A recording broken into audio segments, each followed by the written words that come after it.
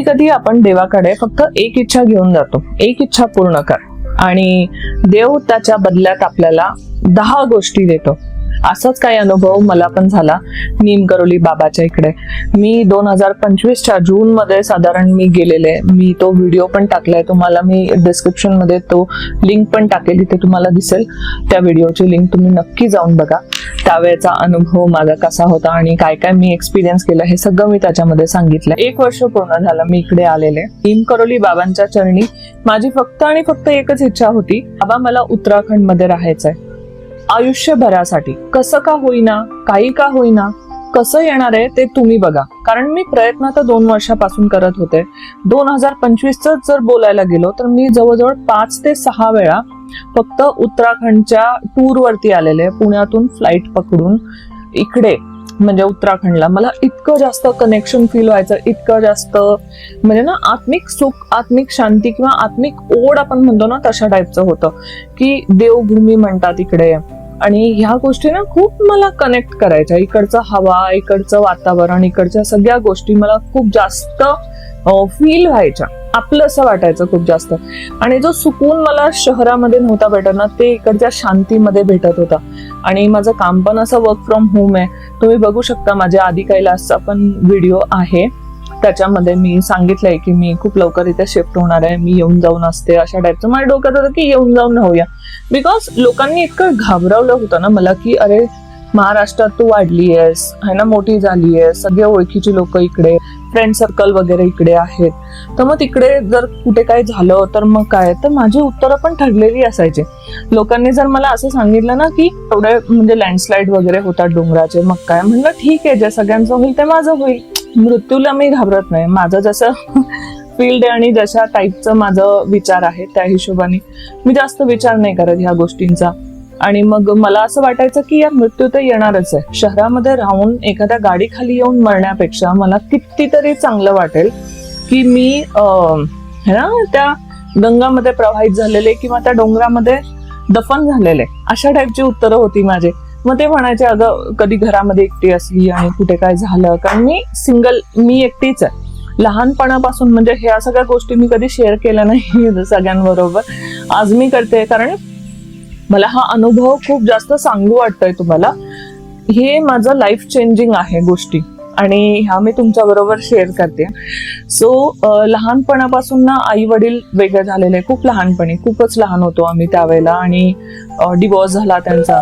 आणि दोघांनी आपल्या आपल्या आयुष्याचे वेगळे वेगळे निर्णय घेतले. दोघंही आपल्या आयुष्यात वेगळ्या वेगळ्या प्रकारे पुढे गेले. त्यांनी मागे वळून आम्हाला कधी पाहिलंच नाही, अक्षरशः हेच झालेलं. आणि मग नंतर अशा गोष्टी घडत गेल्या. म्हणजे आजी बरोबर आम्ही वाढलो, शिक्षण जसं तसं करून पूर्ण केलं. इच्छा खूप होती शिकायची, पण तसा सपोर्ट नाही ना. आई वडिलांचा जसा सपोर्ट असतो तसा इतर कोणी तुम्हाला सपोर्ट नाही करू शकत. ह्या सगळ्या गोष्टी घडत होत्या. आणि मग ना हळूहळू मनामध्ये त्या लहान बाळाच्या एक पोकळी निर्माण होते ना, तशा टाईपची पोकळी निर्माण झाली आणि भीती निर्माण झाली. सगळ्या नातेसंबंधांना घेऊन विश्वास ठेवायला लोकांवरती भीती वाटायला लागली है ना. लोकांशी कनेक्ट व्हायला भीती वाटायला लागली. जर आपली रक्ताची नाती, ज्यांना आपण सगळ्यात जास्त मानतो है ना, आणि ती लोक जर आपल्यावर असं करू शकतात तर दुसरं कोणाचा आपण भरोसा नाही करू शकत. ह्या गोष्टी खूप मनामध्ये फिक्स झाल्या. त्यामुळे एक ना डिस्टन्स किंवा डिटॅचमेंट सगळ्यांबरोबर राहिला. प्रयत्न होता की मिक्स व्हावं, सगळ्यांबरोबर सोबत राहावं, पण ते जे आपुलकी हवी होती किंवा ती पोकळीत भरणारे जे प्रेम हवं होतं ना, त्या गोष्टी कधी भेटल्याच नाही मला आयुष्यामध्ये. तसंच करत करत नंतर तर असं झालेलं, म्हणजे ह्या वेळेला जेव्हा मी निमकरोलीला आले, लग्न हा विषय माझ्या लांब पर्यंत डोक्यात नव्हता. माझं फक्त होतं मला एकटीला इकडे येऊन एखाद्या चांगल्या सेफ ठिकाणी, कारण एकटी राहणार होते मी, सो सेफ ठिकाणी मला घर हवंय. मी खूप शोधत पण होते, लोकांना बोलत पण होते. आणि बाबाला पण माझं तेवढंच म्हणणं होतं की बाबा मला ना तुमच्या चरणी इथे मृत्यू येईपर्यंत मला इकडचं स्थान द्या. मला ना हे नकोय लाईफमध्ये, आता ना किओस नकोय, मला शांतता हवी आहे. कमी पैशात जगेल मी इकडे आणि प्रेमाने राहील. कारण शहरामध्ये ना ओढाताण खूप आहे, कुठली रेस लागली आहे मला नाही माहिती, काय चालू आहे मला नाही माहिती, अशा टाईपचं वाटायचं मला. आणि खूप डिस्कनेक्ट फील व्हायचं शहरापासून नेहमी, म्हणजे पहिल्यापासूनच. पण आता ह्या वयात आल्यानंतर ना खूप जास्त ओढ आपुलकी उत्तराखंडशी झालेली माझे. मागच्या वर्षीच मी जसं बोलले की 5 वेळा माझं ट्रॅव्हल झालेला उत्तराखंडला. फक्त खूप डिफिकल्ट व्हायचं माझ्यासाठी, म्हणजे येणं जाणं ट्रॅव्हल करणं, कामाचं पण नुकसान होत होतं. सो देवाला फक्त एवढंच होतं की देवा मला इथे येऊन स्थायी कर. ओके. आणि नंतर मग तिकडनं गेले मी जूनमध्ये. तो व्हिडिओ मी तुम्हाला पाठवेलच, काही शॉर्ट्स पण मी ते लावते. आणि नंतर मी घरी आले परत आणि हळूहळू गोष्टी एवढ्या चेंज व्हायला लागल्या. माझं फायनान्शियल कंडिशन थोडी बेटर झाली, ज्याने मी ना थोडा कॉन्फिडेंटली विचार करू शकते. थोडंसं लोन होतं माझ्यावरती, ते लोन आपोआप नील होत गेलं है ना. की मला कसं होतं की मी इकडे ना एकदम निष्काळजी मनाने यायचं होतं मला. ओके. टेन्शन नव्हतं ठेवायचं माझ्या डोक्यावरती कुठलंही, आणि त्या हिशोबाने गोष्टी आपोआप तशा तशा तशा टर्न होत गेल्या. कुठल्याही गोष्टीचं अडचण आलं नाही मला. हे जवळजवळ माझं गोष्ट आहे नोव्हेंबरची. ओके. नोव्हेंबरमध्ये थोडं आधी कैलासला मी आलेले, तो पण व्हिडिओ मी टाकला इकडे. ठीक आहे. तर जूनमध्ये इथून गेल्यानंतर गोष्टी खूप चेंज झाल्या. पॉडकास्ट वगैरे आले, अर्निंग सोर्स दुसरं चालू झालं. माझ्या डोक्यात अचानक आलं यार मला पुस्तक लिहायचंय. माझे जे अनुभव आहेत, माझा जे काही एक्सपिरियन्स आहे, किंवा एक ना कथा आपण म्हणतो ना अशा टाईपचं मला लिहायचंय, ज्याच्यातून खूप लोकांना मार्ग कळेल किंवा आत्म्याची जी भटकंती आहे ती कमी होईल. अशा टाईपचं कॉन्सेप्ट डोक्यात आलं अचानक, विदाउट एनी म्हणजे ना थॉट. तर मी लिहायला सुरू केलं. मला अनुभव नाहीये, मी कधी पुस्तक लिहिलं नाहीये, पण मी लिहायला सुरू केलं. या सगळ्या गोष्टी इतक्या स्पीडनी होत होत्या ना की आपोआप गोष्टी म्हणजे ना वेगळ्या दिशेला मला घेऊन चालल्या होत्या. हे मला कळत होतं हळूहळू. आणि त्यानंतर मग जून पासून नोव्हेंबर पर्यंत हे सगळं चालू होतं. माझं बऱ्यापैकी पुस्तक पण लिहून झालं. मग अचानक एक ऑफर आली की आधी कैलासला जायचंय टूर मध्ये. मला फिरायला आवडतं, उत्तराखंडसाठी तर मी रेडीच असते. तर मी नोव्हेंबर मध्ये मी डिसाईड केलं की ठीक आहे मी आधी कैलासला जाणार आहे. आणि मग मी आधी कैलासला आले. इथे माझी ओळख झाली एका व्यक्तीशी. आणि जसं सगळ्यांना माहिती आहे मी कृष्णाची खूप जास्त भक्त आहे. खूप मी मानते कृष्णाला. आम्ही ग्वालच आहे, आम्ही कृष्णाचे वंशज आहे कुठेतरी. लहानपणापासून मला एक इष्ट देवता आपण म्हणतो ना तसं तर कृष्ण मला दिसतात नेहमी. मी खूप स्टोरीज पण टाकलाय, कृष्णवाणी पण टाकत असते माझ्या चॅनलवरती. सो त्यांच्याशी एक कनेक्ट फील होतं मला नेहमी. असं वाटतं ते नेहमी आहेत माझ्या बरोबर. त्यावेळेला पण आधी कैलासला जाताना मी देवाला फक्त म्हटलं की देवा माझ्या सोबत राहा तुम्ही, है ना. आणि तुम्ही जसं सारथी बनून म्हणजे अर्जुनाला है ना पार केले, तसंच माझ्या बरोबर पण तुम्ही माझ्या सोबत राहा आणि मला ह्या यात्रेमध्ये सारथी बनून चला. आपण दोघं माझ्या हृदयात बसून चला, म्हणजे असं माझा शब्द होते की माझ्या हृदयात बसून चला माझ्या सारथी बनून.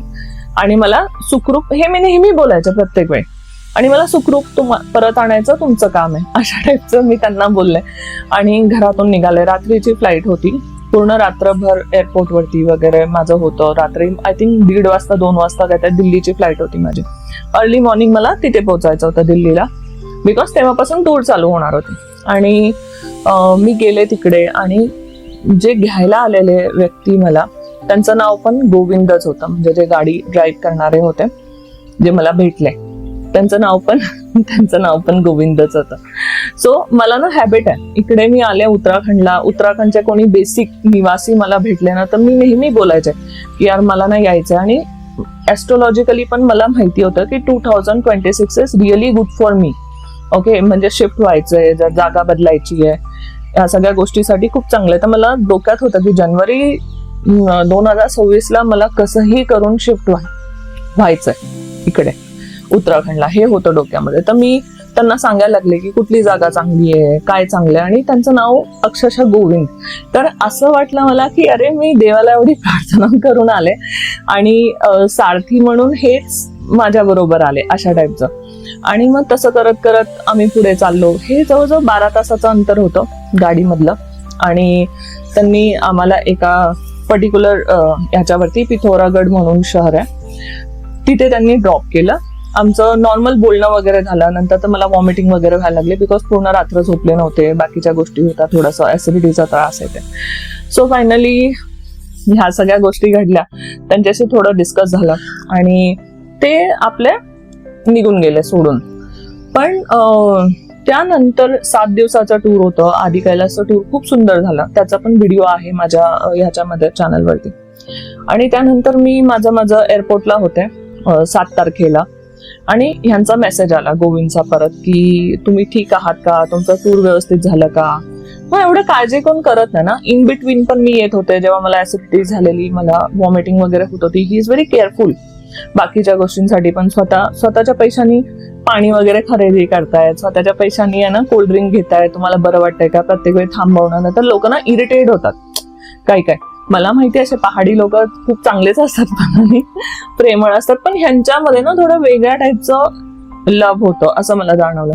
तर मग तेव्हापासून आमचं थोडं नॉर्मल कम्युनिकेशन चालू झालं माझं आणि गोविंदचं, आणि हळूहळू मैत्रीत रूपांतर झालं. तर नॉर्मल आपण जसं डिस्कस करतो की तो विचार लागला की का तुम्ही इकडे यायचंय तुम्हाला. तर मी सांगितलं माझं असं आहे. मग एकटे कसे काय, फॅमिली सोबत नाही येते का. म्हटलं नाही, मी एकटीच आहे, कोणी नाहीये माझ्या बरोबर असं, तर मला सेफ जागा बघ असं मी त्यांना सारखं सांगत होते, कारण मी एकटी आहे. तर अचानक त्यांचं मला प्रपोज करणं झालं घरच्यांशी. म्हणजे हे सगळं फोनवरतीच होत आहे. त्यानंतर आम्ही कधी भेटलो नाही. त्या 12 तासाच्या अंतरानंतर आम्ही कधी भेटलोच नाही. कम्युनिकेशन कधी आमचं त्या प्रकारे म्हणजे समोरासमोर नाही झालं. हे सगळं फोनवरती कन्व्हर्सेशन चालू होतं. सो फायनली तो बोलला की मी खूप जेन्युइन आहे, मी खूप सिरियस आहे तुमच्यासाठी, आणि जर तुम्हाला इकडेच येऊन राहायचंय तर लग्न करून राहा, माझ्या बरोबर लग्न करा. आणि माझ्या डोक्यात एका सेकंदासाठी मला कळलंच नाही की होत काय आहे. बिकॉज मी देवाला म्हणजे कृष्णाला नेहमी म्हणायचे की कृष्णा, या सगळ्या गोष्टींना तूच बघ, तूच माझा आई आहे, तूच माझं वडील आहेस, तूच सगळं करणारा आहेस, आणि तूच आता है ना, जर लग्न करायचं असेल तरी पण तुलाच यावं लागेल खाली, कारण मी दुसरं कोणाशी तर हे नाही करू शकत, म्हणजे लग्न नाही करू शकत, दुसरं कोणाचा विचार नाही करू शकत किंवा विश्वास नाही ठेवू शकत मी. आणि अचानक ह्याच्याकडनं अशा टाईपचं बोलणं, आणि विदाऊट म्हणजे ना एवढं व्यवस्थित आम्ही एक दुसऱ्याला ओळखत पण नाही, काहीच नाही. मी असं नाही सांगते की सगळ्यांनी तसं करा एकदम instantly, but because I am spiritual, because I am in this field ना, तर मेडिटेशन थ्रू, आकाशिक रीडिंग मी ऑलरेडी स्वतःचं पण करू शकते. तर मी स्वतःच्या पण ह्याच्यामध्ये जाऊन बघितलं, ह्यांचं पण इंटेन्शन माहिती करून घेतले. तर he is very pure. Okay, according to numerology also he is number 2. आमचं जे कॉम्बिनेशन बघितलं, मॅच बघितलं, इट्स परफेक्ट मॅच. म्हणजे असं जसं की रबने बना दी जोडी टाईप्स नसतं का, तर एवढ्या सगळ्या सायन्स भेटत होते ना, मला समजतच नव्हतं की होत काय आहे. आणि ह्या गोष्टी अशा करून अनफोल्ड होतील माझ्या कधी म्हणजे ध्याना मनात पण नाही आलं. त्यांनी त्याच्या घरच्यांशी वगैरे ओळख करून दिली, भेटवलं, बोलवलं, बोलणं वगैरे झालं त्याच्या आईशी आमचं, आणि सगळं व्यवस्थित म्हणजे एकदम फायनल झाल्यासारखं, की मला कुठे नाही म्हणण्यासाठी ना हेच नव्हतं, मार्गच नव्हता. सो फायनली आम्ही डिसाईड केलं, आणि 19 फेब्रुवारीला माझं लग्न झालं. मी जानेवारीमध्ये इकडे आले राहायला, आणि फेब्रुवारीमध्ये लग्न ठरलं आमचं 19 तारखेला. ते पण हॉचपॉच मध्ये, खूप पटकन, की मग होळी आहे, मग हे इकडचं थोडं कल्चर वेगळं आहे, ते थोडे जास्त म्हणजे खूप महिन्यापर्यंत चालू असते होळी, त्यांनी धुळवडपर्यंत आपल्या इकडचं. सो तशा प्रकारे होतं, त्यामुळे त्यांना पटकन करायचं होतं. तर 19 तारीख असं काय, म्हणजे मी स्वतः सुद्धा मुहूर्त वगैरे बघितला नाही, अचानक म्हणजे त्यांच्या पंडितजीने सांगितलं तो दिवस चांगलाय. आणि लहानपणापासून ना मला खूप इच्छा होती ट्रेडिशनल वेडिंगची, है ना, असं एक 7 फेरे, प्रॉपर वरमाला, खूप लोक, बँड बाजा, आणि अशा टाईपचं लग्न आहे ना, खूप इच्छा होती.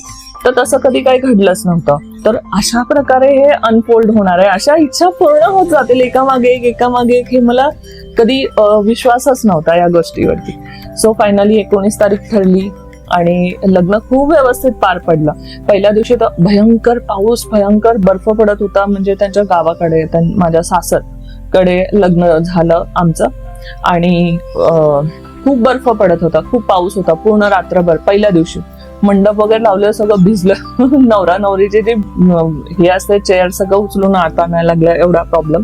आणि दुसऱ्या दिवशी सकाळी 8 वाजेपर्यंत पाऊस होता, त्यानंतर आपोआप ऊन वगैरे आला, आणि तो दिसणारं जे निसर्गाचं वातावरण होतं ना, ते इतकं ब्युटिफुल होतं. असं वाटत होतं की देव जसा की आशीर्वाद देतो. तिथे डोंगरावरती बर्फ पण दिसत होता, आणि है ना, पाऊस पण होता, आणि सूर्य पण होता. म्हणजे असं जसं की निसर्ग भरभरून आशीर्वाद देतोय अशा टाईपचं फिलिंग मला येत होतं. सो फायनली आमचं लग्न वगैरे झालं आणि माझं पुस्तक पण कम्प्लीट होत आलं. माझे सासरचे वगैरे खूप जास्त चांगले, खूप जास्त लव्हिंग, जे पोकळीक मी म्हणत होते, जे प्रेम कमी होती ज्या प्रेमाची, ती त्यांच्यामुळे पूर्ण झाली. आणि प्रत्येक गोष्टीत सपोर्टिव्ह, प्रत्येक गोष्टीत हे ना आधार देणारे अशा टाईपचे सगळे आहेत. नवरा पण खूप जास्त प्रेमळ आहे. भयंकर सुंदर गोष्ट घडली.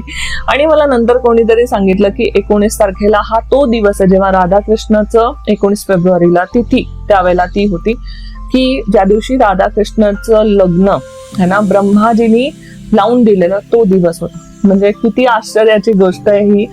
अशा प्रकारे ब्लेसिंग्स भेटत गेल्या आणि आज एवढे महिने झाले. आता परत एकदा योग झाला माझा की निमकरोली बाबाला जायचंय, तर आम्ही ठरवलं की 2 व्हीलर वरती जायचं, बिकॉज खूप जास्त अंतर नाहीये, जवळजवळ 160-170 किलोमीटर आहे. आम्ही 2 व्हीलर वरती जायचं ठरवलं. आम्ही 2 व्हीलर वरती गेलो तिकडे. तिकडचे पण अनुभव मी तुम्हाला दाखवतेच आहे. आणि भयंकर सुंदर एक्सपिरियन्स होता. आज मी माझ्या पार्टनर बरोबर आले. म्हणजे मी एक छोटीशी इच्छा घेऊन गेलेले तिथे आणि देवानी इतके मार्ग ओपन केले माझ्यासाठी. आणि हे खरंच चमत्कारिक मंदिर आहे. म्हणजे जसं आपण ऐकलंय ऍपलच्या फाउंडरचं आणि मार्क जगसबर्गचं एक्सपिरियन्स, आणि इट्स रिअली ट्रू. तुम्ही ना मागू नका देवाला की मला हे पाहिजे, मला ते पाहिजे, है ना. Just surrender. तुम्ही बघा कसं, माझ्या मनात ही इच्छा आहे, मला असं व्हावं असं वाटतंय, पण तुम्ही बघा कशा प्रकारे काय होणार आहे. कारण कसं असतं, आपलं मागणं मे बी खूप कमी असू शकतं, देवाने तुमच्यासाठी खूप मोठं काहीतरी विचार करून ठेवलाय असं पण असू शकतं. सो आज मी हेच अनुभव तुम्हाला शेअर करायला आलेले की इकडचा एक्सपिरियन्स म्हणजे मी ना शब्दात सांगू शकत नाही. जो आनंद मी फील करते, ज्या गोष्टी मी फील करते, आज एवढे महिने झाले लग्नाला, म्हणजे तो अनुभव मी फील करते ना, अमेझिंग आहे. ओके, तर देवाच्या घरात आपण म्हणतो ना असं देर है पर अंधेर नाही आहे टाइप्स, तसं आपण म्हणू शकतो. मी एवढंच म्हणू शकते की बाबा तुम्ही माझी प्रार्थना ऐकली आणि मला भरभरून दिलं. म्हणजे ना ओटी भरून आपण म्हणतो ना एकदम तसं मला फील होतंय आता बोलताना. ही फक्त माझी कथा नाही, विश्वास ठेवणाऱ्या प्रत्येकासाठी आशेची एक खूण आहे. तर डेफिनेटली तुम्ही पण विश्वास ठेवू शकता आणि हे कनेक्शन बिल्ड करू शकता, कनेक्शन स्ट्रॉंग बनवू शकता देवाबरोबर. जस्ट सरेंडर राहा. आयुष्य कधी कुठलं वळण घेईल आणि आपण ना गिव्हअप करून टाकतो, आपण सोडून टाकतो. आता मी खूप जणांचं ऐकलंय की ना सुसाईड केसेस आणि ह्या गोष्टी, हे सगळं ह्याच्यामुळेच होतं ना, कोणी समजत नाही, कोणी नाहीये, कोणी ऐकायला नाहीये, है ना. आपण गिव्हअप करून टाकतो. तुम्ही एकदा सरेंडर करा ना. ज्यांनी आपल्याला जन्म दिलाय त्यांनी विचार करून ठेवलाच असेल ना काय ना काय. ठीक आहे, उशीर होऊ शकतो, तुमचे कर्म असू शकतात. मे बी माझं कर्म असेल, मी कोणाला दोष देत नाहीये की ह्यांच्यामुळे असं झालं, त्यांच्यामुळे तसं झालं, पण हे माझे कर्म होते, आय ऍक्सेप्ट इट. पण आता ज्या गोष्टी भेटतायत ना, ते माझ्यासाठी ब्लेसिंग पेक्षा कमी नाहीयेत. मला असं वाटतं असं सुंदर आयुष्य फक्त मी थोडेसे पण जगले ना, थोडंसं म्हणजे 4-5 वर्ष पण जगले, तरी पण मी खूप ब्लेस्ड फील करेल की माझ्या मनात ना काही रिग्रेट नाही राहणार. सगळ्यांना माझ्या इच्छा पूर्ण होणं हे सगळं एक मोक्षकडे एक पाऊल अजून पुढे जाणं असं मला वाटतं. त्यांना आपल्या कुठल्याही इच्छा सोडू नका, मारू नका, टाळू नका. यू नेव्हर नो है ना, कधी त्या पूर्ण होतील आणि कशा पूर्ण होतील, आणि त्या झाल्याशिवाय तुम्हाला मोक्ष नाही भेटणार, हे 100% खरं. तर मला नेहमी वाटायचं की यार मोक्ष आहे म्हणून एकटी आहे, म्हणूनच डिटॅचमेंट आहे, म्हणूनच आपलं कोणी नाहीये. आपलं पण असलं तर मग मोक्ष कसा प्राप्त करणार. पण मी आता फील करते, मी मोक्षाच्या एक पाऊल पुढे चालले, मी सॅटिस्फाईड आहे, मी हॅप्पी आहे आणि मला काही नको आहे आयुष्यातून.